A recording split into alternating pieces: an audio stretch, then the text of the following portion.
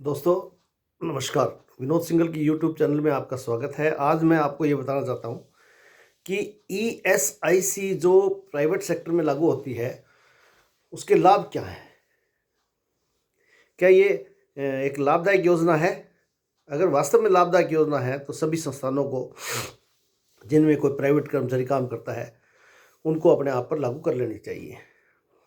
लेकिन लाभ नहीं है तो दो बातें आती है कि यदि सरकार की तरफ से कंपलसरी है तो लागू करनी पड़ेगी और स्वैच्छिक है तो लागू नहीं करें।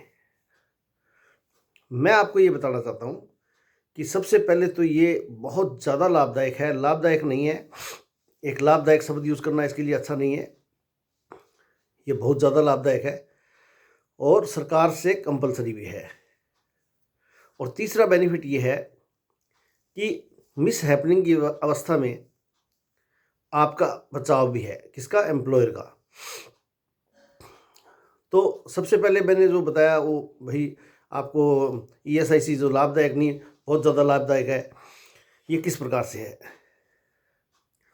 देखो, एक हम बीमा कंपनी से बीमा करवाते हैं तो अगर 10 लाख रुपए का बीमा करवा रहे हैं मेडिक्लेम, तो उसमें मेरे ख्याल से 5-6 हज़ार रुपये साल की किस्त आपकी आएगी एक व्यक्ति के लिए, पूरे परिवार के लिए नहीं। लेकिन यदि ईएसआईसी करवाते हैं, ईएसआईसी में जो कंपलसरी भी है, उसमें जो लाभ मिलेगा वो उतने पैसे नहीं भरने पड़ेंगे जितने वहाँ बीमे में भरने पड़ रहे हैं। दूसरी बात, प्राइवेट कंपनी का नहीं, सरकारी का है।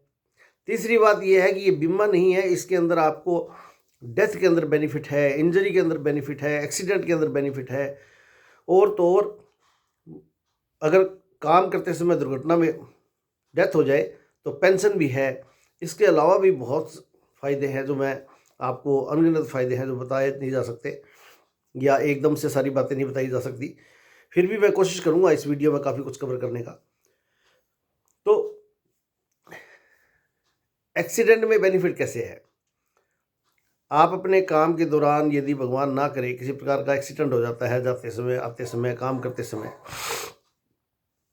आप हॉस्पिटल जाते हैं, एक्सीडेंट बड़ा हो गया तो अब 50-60 हज़ार रुपये, 70 हज़ार रुपये या लाख रुपये का खर्चा आ गया, तो इसमें फिर आपको ईएसआईसी भुगतान करेगी। अगर आप ईएसआईसी टाई अप हॉस्पिटल में जाते हैं तो फिर आपको एक पैसा भी नहीं देना पड़ेगा, और टाई अप हॉस्पिटल में नहीं जाते हो तो पुनर्भरण की राशि आपको मिल जाएगी।